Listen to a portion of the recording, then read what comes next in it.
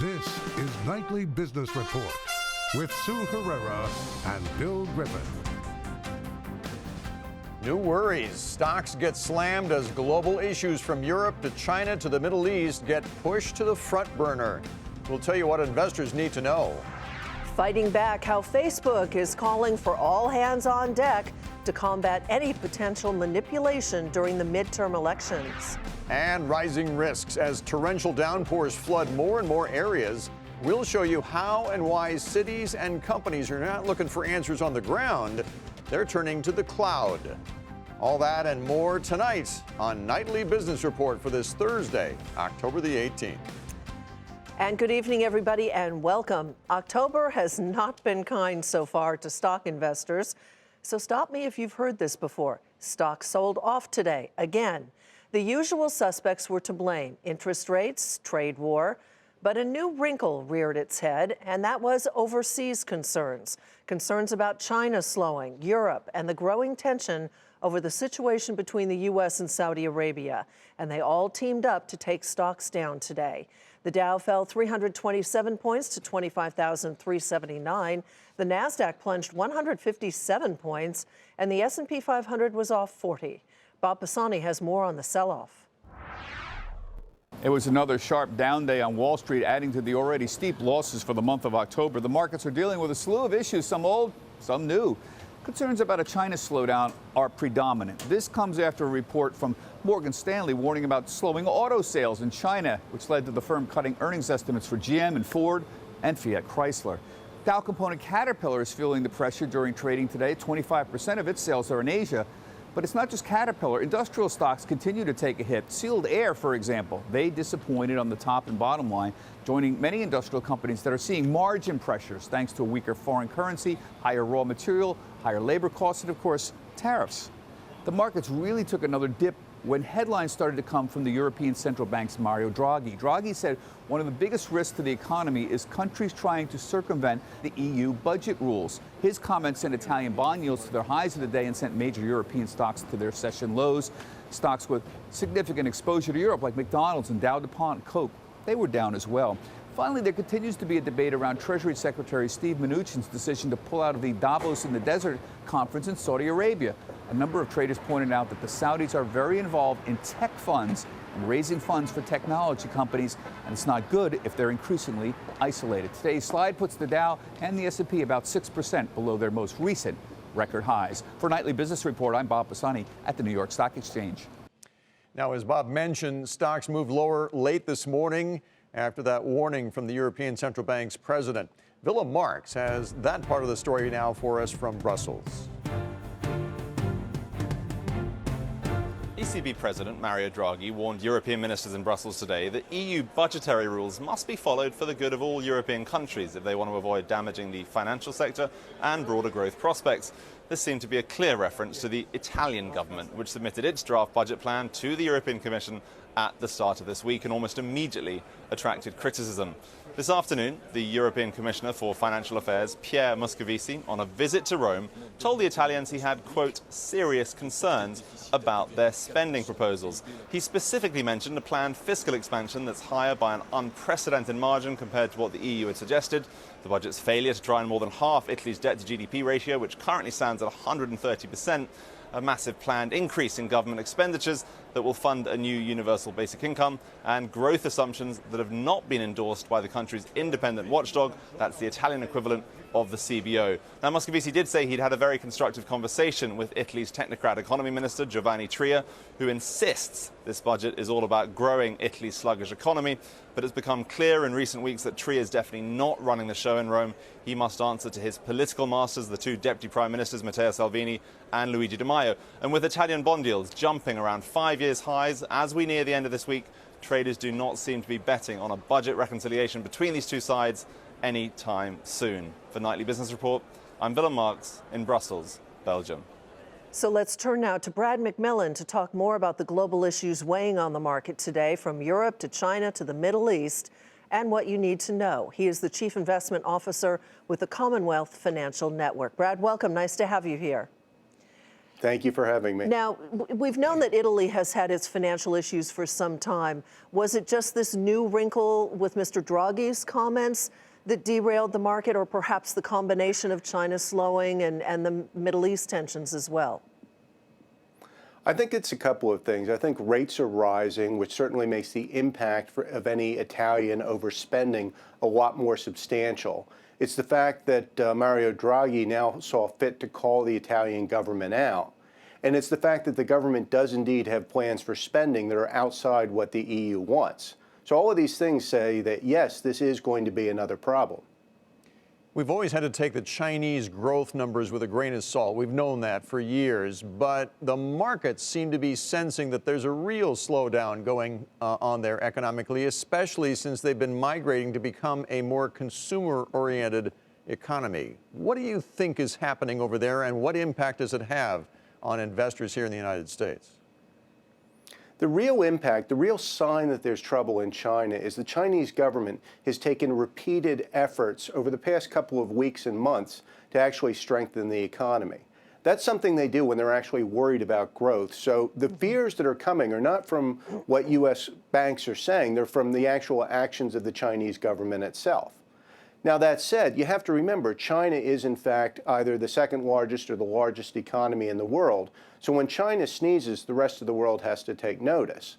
What that's going to mean for here in the U.S. is probably actually not all that much. The direct connections are not all that significant, and many of them have already been hit by the tariffs. So right now, it's something to watch, but we don't need to worry that much. And very quickly, on Saudi Arabia, tensions are being ratcheted up internationally. And Bob Pisani pointed out that technology got hit hard because the Saudis are big investors in technology. How big a problem might that be? The real impact from Saudi Arabia, in my opinion, is oil. And the thing is, now that the U.S. is the biggest producer of oil, their ability to influence us in that way is actually much less. So there's certainly going to be more attention paid to this. But again, I think the direct impact on the U.S. is going to be quite minor over time. Brad, thank you. Brad McMillan with Commonwealth Financial Network. Now we have earnings after the bell tonight. Dow component American Express beat quarterly earnings estimates and a record $10.1 billion in revenue, which was also ahead of estimates. Company said that the gains reflected stronger spending by consumers and small businesses. Amex also raised its full-year earnings and revenue forecasts. Shares initially spiked following that earnings release, nearly wiping out a 1.5% decline during the regular session, where they closed at 102.84. And there has been a recurring theme among many of the companies that have reported earnings so far this quarter. Can you guess what it is? Well, it's tariffs and trade talk. Dominic Chu has more. A third of the S&P 500 companies that have reported earnings so far this season have mentioned the word tariffs explicitly during their conference calls or in their earnings releases. Now, it's still early in the season, but here are some of the things that they're saying about what's happening with tariffs overall. Textron is saying that in its conference call, we don't see a lot of tariff-related stuff going on. There is some pressure, obviously, on raw material pricing. We have contracts across the company mitigating most of that. So in this case here, they're saying that they've hedged that in some way. We'll see if it's near, medium, or longer term for Textron. Also, another one to watch is what's happening with Grainger. We're talking office supplies, workplace solutions. That company's saying that they're going to work with suppliers to minimize the cost impact of tariffs. They're also going to try to identify alternative supply chains and then evaluate pricing actions that could mean perhaps maybe that they pass some of those prices on to consumers. And last week, Fastenal said we could move some stuff out of China to another source. So in an environment where there is political variability as opposed to economic variability, it makes it very challenging to plan. Now, as we move through earnings season, it's important to pay attention to see if these tariff-related themes do continue to hold. For Nightly Business Report, I'm Dominic Chu. Coming up, an inside look at Facebook's fight against people trying to influence elections.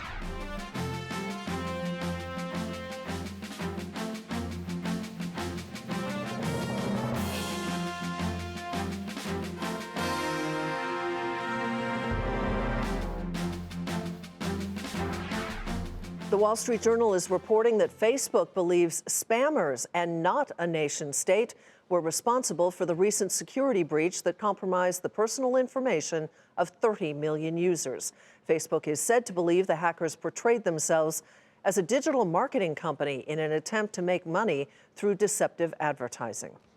And with the midterm elections just around the corner, Facebook has launched its first ever war room to fight election manipulation as part of its efforts to avoid a repeat of 2016 when misinformation was spread across its platform.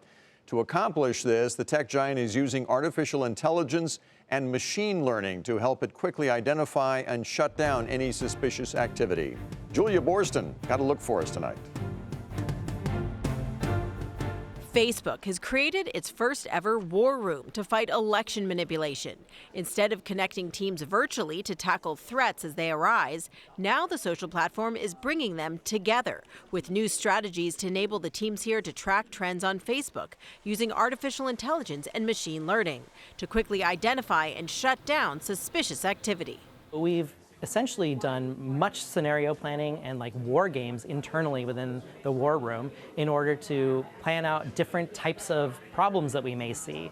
And we've practiced and we've done drills to see how we can detect that, how we can come to quick decisions, and how we can take quick action. Facebook's head of election integrity, Chakrabarti, explaining how the teams in this room identified false news that Brazilian election day was delayed, an attempt at voter suppression.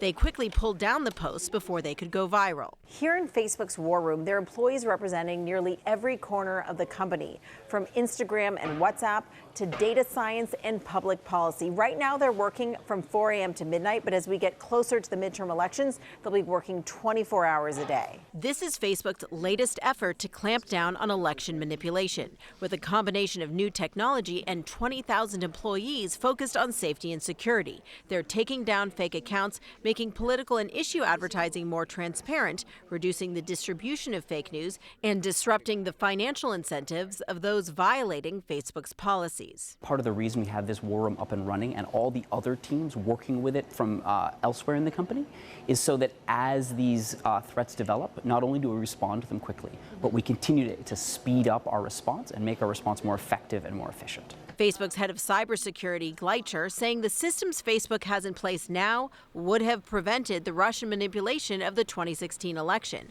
But he says it's an arms race, and Facebook will have to continue to improve its defenses. For Nightly Business Report, I'm Julia Borston, Menlo Park, California. Novartis expects sales for the year to accelerate, and that's where we begin tonight's market focus.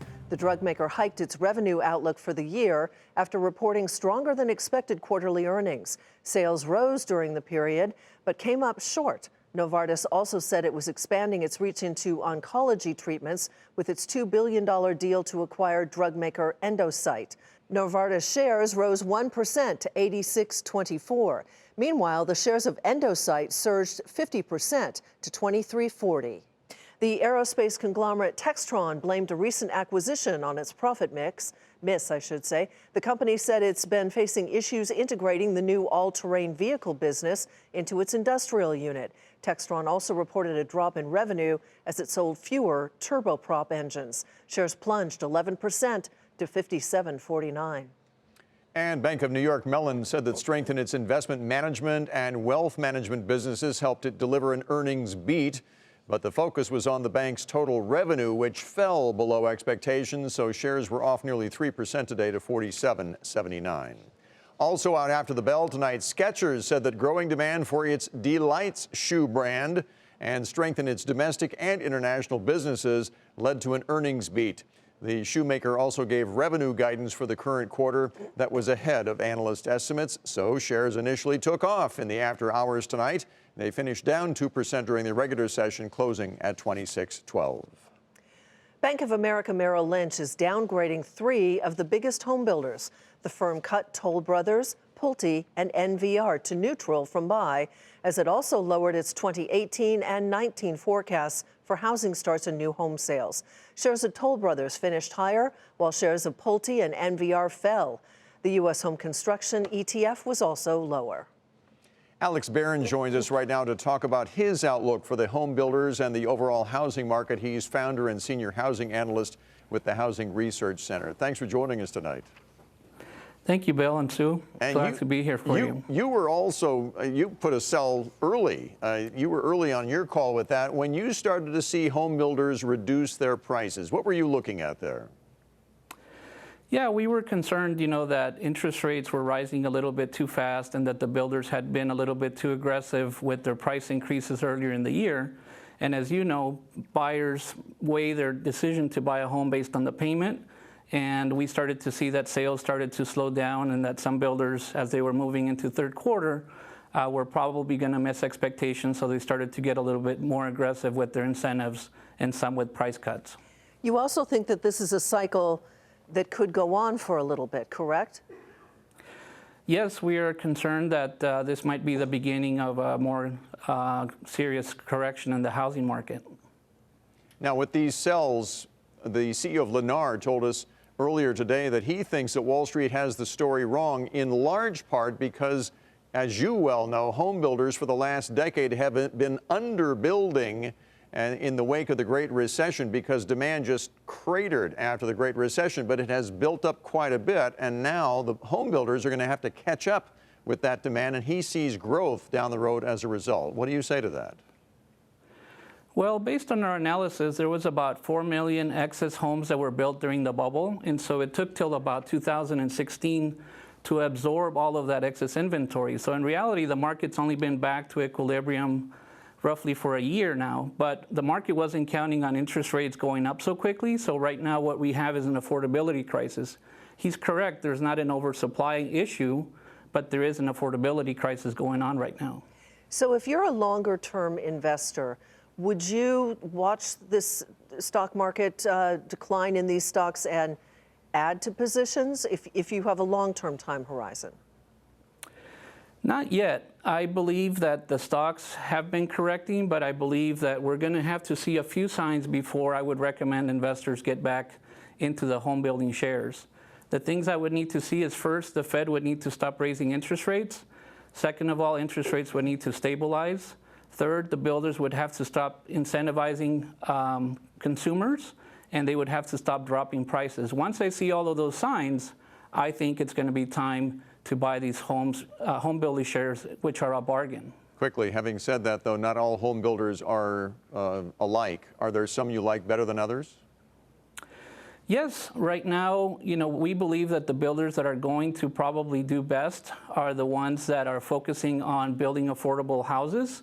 As we mentioned, we believe that there's an affordability crisis, so several builders started taking steps earlier in the year to start building more affordable houses, and those are the ones that we think are going to do better, relatively speaking. Give me a for instance, quickly. Well, for example, Meritage, they've been spending about 70 or 75% of all of their incremental lot shares into buying lots for affordable housing. All right. Very good. Alex Barron with the Housing Research Center. Thanks for your insights tonight, Alex. Thank you. The Trump administration's tax changes are beginning to change the landscape of the luxury housing market. High-tax states such as New York and New Jersey are seeing weaker demand, while southern states are seeing a surge in interest as more buyers migrate to the lower-taxed areas. Robert Frank reports on the tale of two markets. Well, the tax migration has begun. Signs that residents of high-tax states in the Northeast are moving to Florida and the South are changing the real estate market, especially at the high end. New York, New Jersey, and Connecticut are all seeing declines of sales and prices, while Florida is heating up. Sales in Miami Beach were up a whopping 51% in the third quarter, with a 15% jump in prices. That's according to Douglas Elliman and Miller Samuel. In Fort Lauderdale, sales were up 24%, and Palm Beach had the strongest sales in 5 years. Florida brokers saying the big selling season, which officially kicks off after Thanksgiving, has started early and strong this year. But real estate in the higher tax Northeast states, especially the suburbs, continues to slide. Prices falling 15% in Greenwich, Connecticut, and in Fairfield County, sales fell for the third straight quarter. That comes after 4 straight quarters of declines in New York and weakness in New Jersey. Experts say it's unlikely to get better anytime soon. I think it's a structural change unless the tax law is in place for at least a decade, basically. And you're already seeing it. Now, I don't want to give the impression that everybody in the Northeast is going to pack up and move to South Florida. We're really talking about the wealthy. Here is a tale of two homes. This Greenwich estate, once owned by Leona Helmsley, was purchased in 2010 for $35 million. It was put back on the market for $50 million in 2016, and now down to $29 million, and still no buyers. But in Miami Beach, celebrity DJ Khaled just bought this home for $22 million, just under the asking price. It's got 13,000 square feet, a home theater, 5 bedrooms, and an 80-foot guest house. It was sold by Michael Lerner, who made his fortune from those baby on board car signs in the 1980s. What a country. For Nightly Business Report, I'm Robert Frank. Indeed. Coming up, trying to handle floods by controlling what comes out of the sky. We'll explain.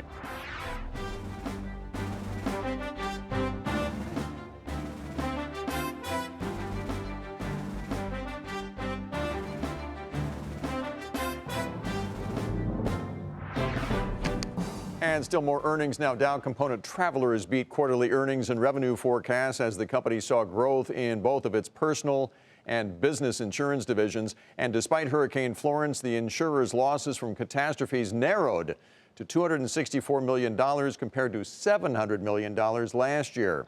Shares fell more than 1% today to 125.14. But not the same issue over at AIG, which after the bell said it expects its third quarter catastrophic losses to top $1 billion in the quarter. These were due to typhoons in Japan, Hurricane Florence, and the California mudslides. As a result, the shares plunged in extended hours, adding to a 2% loss during the regular session, where they finished at 48.61. This summer was one of the wettest on record in much of the Northeast. And just this week in Central Texas, heavy rain is causing major flooding.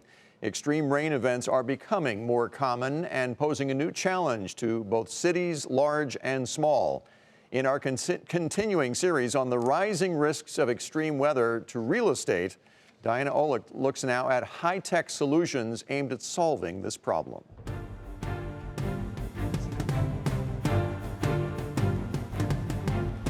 A recent day of heavy rain in Albany, New York, caused this localized flooding. Not exactly a national headline, but it should be, because of what increasingly frequent and heavier rainfalls are doing to the bottom line of local economies across the nation, hitting both infrastructures and budgets. Joseph Coffey is Albany's water commissioner. These extreme rainfall events are causing flooding, basement backups, and combined sewer overflows into the Hudson River. From May through July of this year, much of the East Coast saw rainfall up to 3 times normal levels, according to the National Oceanic and Atmospheric Administration. And 9 of the top 10 years for one-day extreme precipitation events have occurred since 1990, according to the Environmental Protection Agency. The more water, the more expensive the damage. In Albany alone, 2 summers ago, a few random rainstorms caused over $3 million in damage to sewers, overwhelmed by unusually heavy water. So in Albany's search for a solution, Joseph Coffey turned to tech, the tech-based cloud, and a 4-year-old company called Opti, which installs smart systems underground to manage water in urban lakes, ponds, and tanks, draining them in advance so they can hold more water precisely when storms hit. Marcus Quigley is the CEO. We're able to take the weather forecast and use it to predict how much runoff is going to occur and drain the facility down in advance to create new storage without building a new major capital asset. Quigley says nationwide there are close to 1 million sites like this lake that could use Opti's technology to control local flooding. The lake is held back by a large panel, which makes sure that the level is maintained at a certain elevation. At the bottom, there is a valve. That valve is connected to cloud infrastructure. The valve is directed by a control box, which connects to the cloud, watching weather every second and changing the water level in the lake. A far cheaper solution than building more storm drains and reservoirs. Typically, the savings are in the range on the capital side from 50 to 90%. Opti now has more than 130 systems deployed in 21 states. New York City, Pittsburgh, and Chicago have bought in. Quigley says Opti's revenue has grown tenfold in its 4 years, doubling last year alone. Its largest private investors are Sidewalk Labs, Mission Point Partners, and Ecosystem Integrity Fund. While Opti is using its technology to manage and direct water underground, another company is setting its sights and its technology higher, literally. Rainbank is a recent startup that turns rooftops into reservoirs, like this one in New Orleans. The device closes and this water fills up in this area. And it's not going to leak. Correct. Rainbank's technology connects water valves on rooftops to the cloud, holding water during heavy rain events and then releasing it slowly once the storm has passed. And our server is running algorithms and it's evaluating a storm and deciding when is going to be the most intense period of a storm. With that information, it tells these valves when to close, when to start collecting water. Like Opti, the technology is relatively cheap. Dutt calls it nothing compared to what increasingly intense storms are doing to local economies. It's really becoming debilitating to the infrastructure of our cities. So first of all, it's limiting transportation and movement of commerce, causing damage, which is actually costing cities and private owners money to fix infrastructure damage. So far, Rainbank is on rooftops in a dozen cities, including Philadelphia, Milwaukee, and St. Louis. The U.S. spends about $5 to $10 billion a year on stormwater mitigation. We think we could be a major player in that potential market. For Nightly Business Report, I'm Diana Olick in New Orleans. Here's a look at the final numbers on Wall Street today. The Dow Jones Industrial Average fell 327 points. NASDAQ was off about 157. S&P was down 40. And that'll do it for us tonight. I'm Sue Herrera. Thanks for joining us. I'm Bill Griffith. Have a great evening. We'll see you tomorrow.